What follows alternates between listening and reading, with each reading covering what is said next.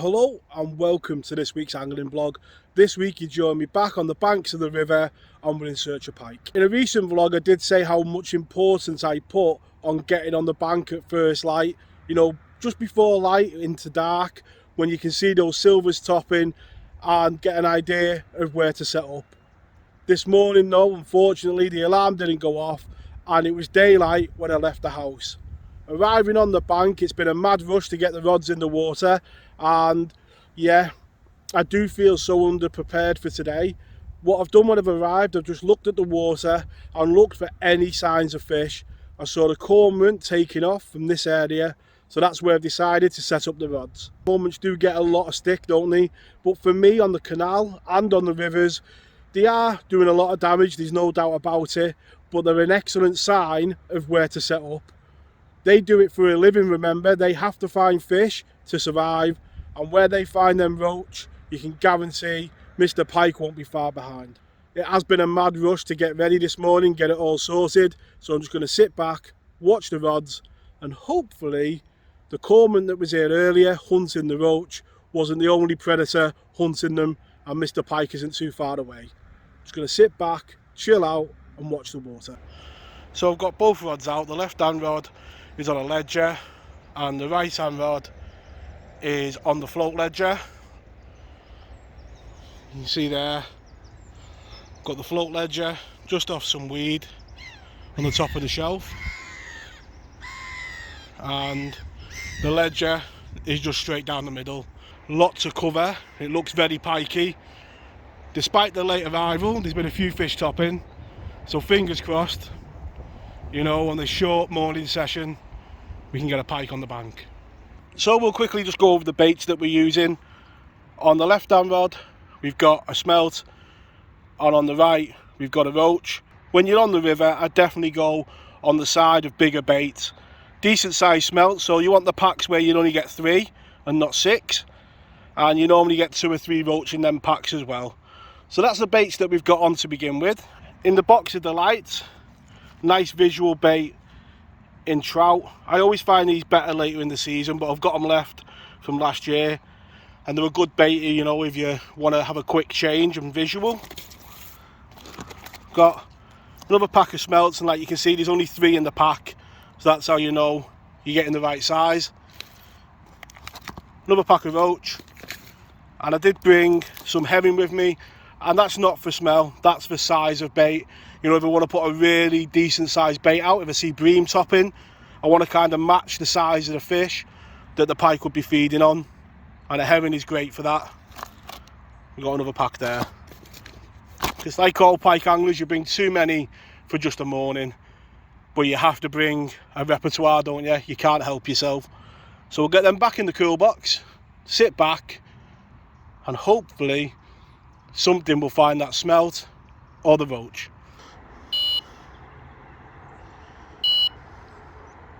So just into the first pike of the day, you've seen there the alarm moved off.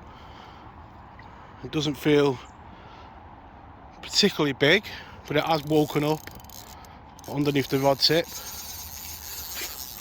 Fish is resting in the margin, and you can see there the roach bait that I caught it on is floating, and that's how sometimes you can use a bait as a natural pop-up.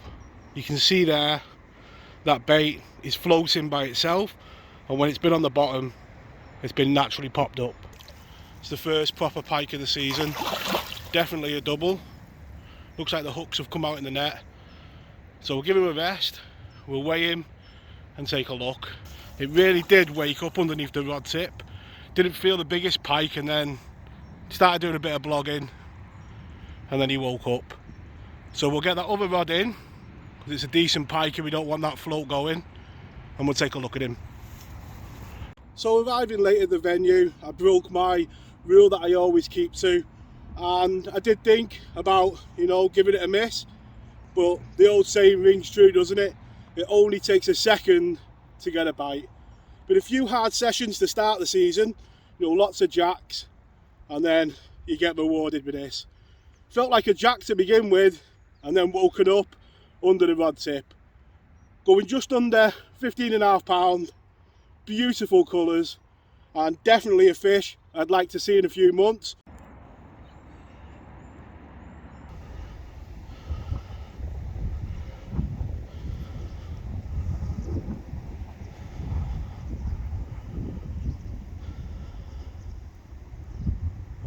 So just a faintest of takes on the float rod, then it cocked and moved a little and then stopped. I'm just inspecting the bait for any signs of damage. Doesn't seem to be any. So we'll get the bait back out there. Definitely a pike in the area, which is a good sign. And he hasn't felt any hooks or anything like that. So we'll get the bait back out there and see if he comes back. There's definitely something thinking about having a go with that float rod. Every now and again it just cocks, and you know, it could be eels this time of year in the river, but very much doubt it. What we'll do is we'll give it a bit longer to decide, and then I think we'll have a bit of a change bait. Maybe put a herring on, you know, a herring section or something like that. It might just be that it's just not interested in the bait that's there, but every so often you just do get a little movement on it. Just give it a bit longer and say it's good to see a bit more activity. It'd be great to get another one, you know, you always want another one, don't you? We're just going to keep an eye on that float rod. Give it another 15 minutes, I think. Too many times over the years when I've been piking, I've seen those bubbles that you can see now coming up near me bait, and if anyone watches a pike when they strike, they leave a trail of bubbles behind them when they do, and I've seen that so many times, even on the canal, rivers, lakes, and normally it comes just before the take. And for me, you know, in fishing you build your own thoughts, don't you? And for me, I think that is definitely pike in the area. All eyes are on the float rod, and the ledger has just screamed off. Let's strike into it and see what we've got. Oh, it feels like another half decent fish. Definitely put up a good scrap. And like I say, when I was watching the float rod, the ledger rod melted off. How do you know when the pike are definitely on the feed? There's the roach it took, and down there is its last meal that it's ate recently. So it's not even digested that one, and it's on to its next. Let's give it a rest and take a look at it. So with the pike resting in the net, he's gone and caught me when I wasn't hooking him on the gill raker.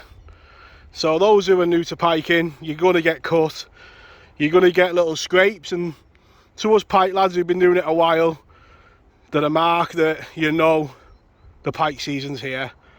They take a while to heal, they look a lot worse than they actually are because of the anticoagulant in the pike's saliva, but it'll stop and then we'll take a look at him. Second pike, buzzing. So anyone that's done any piking will know it's been 10 minutes and it's still going. It's going to take a while to stop. But with the pike on the feed, I want to get the rod straight back out. Obviously we've had activity on the inside rod, and this is the second pike on the ledger. Just going over 8 pound, and as you can see, you know, they are a bit hollow at the moment, but good to get a few pike on the bank. So that pike returned, hand still going, it'll take a while to stop. But as a piker, and you lads out there will probably recognise it, there's only one thing better than catching pike, and that's when you catch a pike and you get your bait back. Let's get it straight back out there and see if we can get another. So in the amount of time that it's taken to blog that pike and rest it and let it go, the float rod still hasn't gone, so it is time for the change. Now we've got a smelt on it. Now we've had 2 runs on a roach. The problem is with that is they are buoyant, like I said earlier, so I'm very reluctant to put a roach or a, you know, a bait like that floats quite easily on the float rod, because I don't want it to rise up off the bottom like that against me line, because obviously when the pike takes it, it can bite through your line and the fish. It's different when you're ledgering, because your ledger's on the bottom and the fish pops up like that, so your line isn't in the way. But if it pops up directly against your main line on the float, you're in trouble. So that one's really out of the question. I'm thinking of actually going with a heaving section. You know, a nice visual bait, a bit of bigger bait, and a different bait than what's out there now. So I'm going to bring that rod in and I'm going to change it. So as an angler, I'm the same as everybody else. I'm always watching what other people are doing when I'm on the bank. And one thing that I see sometimes with piking, and it baffles me, are people when they finished with a dead bait, they chuck it in the edge or they chuck it in and put another one on. For me, every bait that's in the water is one more bait for the pike to find that isn't your bait. I want the only baits that are out there to be having hooks in them to catch the pike. So just changing over now. That smelt is back in the pack, and when they're frozen, even now you couldn't tell which one's been on. As long as it's not burst or anything like that, they're good to go. So just a little tip there, you know, don't just chuck them in. If they're good to use, put them back in and refreeze them. The bait that I've decided to go with is a whole heaven. You can see there it's just a bigger profile than the smelt and a bigger bait in general, and hopefully, you know, that pike down there has got eyes bigger than its belly and the bigger meal tempts it. As you can see on screen now, the rig for that one is simplicity itself. You've literally got a low resistance run ring from Corbin, a nice heavy lead, 3-ounce lead, gripper lead from Dinsmore's. That's going down simply to your trace, a swivel, and on that rod we've got a roach. The setup for the session on both rods is my Corbin Snapper 3.25 pound test curve rods. Nice strong rods for getting the baits out there, and I've got a reel set up with 60 pound braid. So what a manic hour or so that's been. Finally got to sit down on my box, got the shaky box with me as always, which comes everywhere with me when I'm piking, and just finally having to sit down. It's been manic, and it just shows, doesn't it? Them mornings where you think you get up late and you think it's a waste of time, you know, not getting out on the bank early, you know, before first light. I always feel like I'm not prepared, but just shows sometimes if you make the effort and get out there, it does only take a second to get a bite. Sat here now, 15 pound pike, you know, an 8 pound pike, proper buzzing. So no bruise today or anything like that, because it is only a morning into early afternoon session. Do you notice how it changed to early afternoon there? It was only supposed to be a morning. But I'm going to sit back now, watch the rods, and hopefully we can get another run. But you know, it's just good to be on the bank, the fresh air, the pike rods out, and a nice pike on the bank.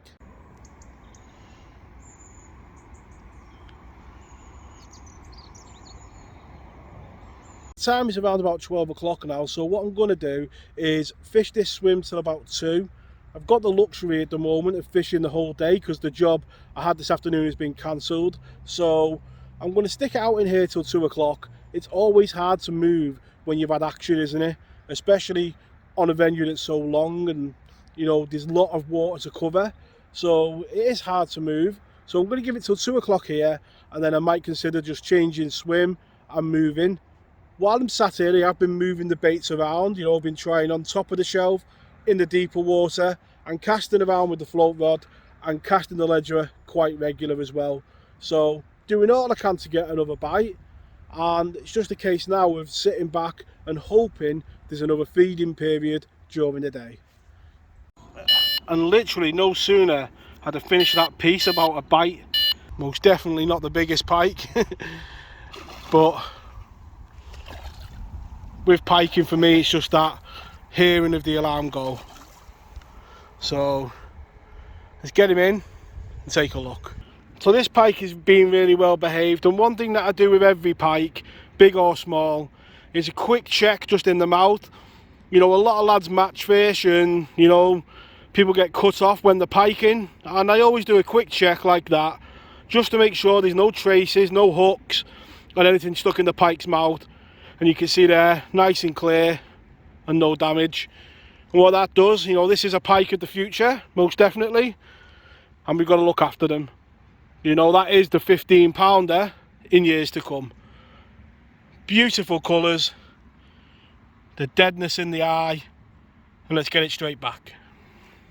So another one on the roach, and begrudgingly I've had to open the second packet. He didn't give us a bait back. Very aggressive take, but so lightly hooked, you know, only just hooked. And Yeah, that is the bait today. And yeah, I just sat there saying whether we'd get another feeding period. Must have been a minute later the rod beeped off. And there you can just see what I said earlier about how the bait will pop up.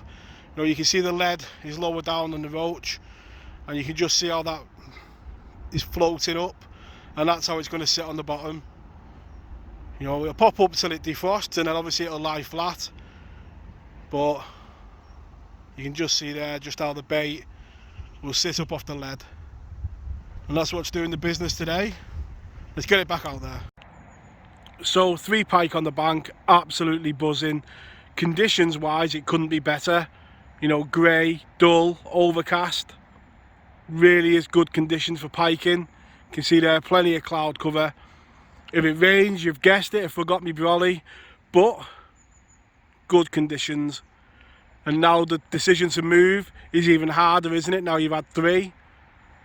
But give that float rod a bit longer, and then I think we'll change it over to a ledger and put a roach on that. I did try 2 more swims before the end of the day, but no more bites were forthcoming. And I did spend a lovely hour speaking to a subscriber to the channel about fishing. It was a great hour sat there talking about all the fishing we do, and it's always great when I bump into you guys on the bank. It does bring the video to an end there now. I'm off to embarrass the little girl and my little lad with my bright green hat, like all dads should do. But I want to wish you all tight lines. Thank you to everyone who's subscribed to the channel. We've recently hit 10,000, which there'll be a video on shortly. But if you are new around here, hit that subscribe button. Plenty more videos to come. I want to wish you all tight lines in your own fishing, and we'll catch you all next week. Tight lines.